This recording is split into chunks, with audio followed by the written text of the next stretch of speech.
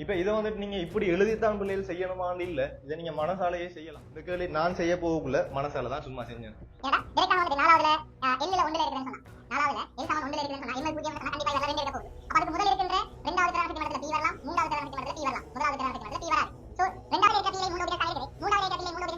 ரெண்டுமே ஃபுல்லா ஃபில் ஆகி இருக்கும். இதுல 2 ஆர்பிட்டல்ல வருதுண்டா 3 6 7 8ன்னு சொல்லி மனசால கால்குலேட் பண்ணி நீங்க போடலாம். அதை நான் சொல்ல போகக்குள்ள எப்படி சொல்றேன்னா பிள்ளைகள் எப்படி ஞாபகம் வைக்கிறேன்னு சொன்னா I-1 சொல்லி ஞாபகம் வைங்க அப்படி. 4வது கேள்வி என்ன சொல்றான்டா பிள்ளைகள், இது ஒரு நல்ல முக்கியமான ஒரு கேள்வி உண்டு பிள்ளைகள். சரியா, இது ஒரு ஐடியா கேள்வி உண்டு. எக்ஸாம் பெர்ஸ்பெக்டிவா பார்க்க போனா இப்படி எல்லாம் எழுதிட்டு இருக்கிறதெல்லாம் நமக்கு வந்துட்டு போய் வேலை.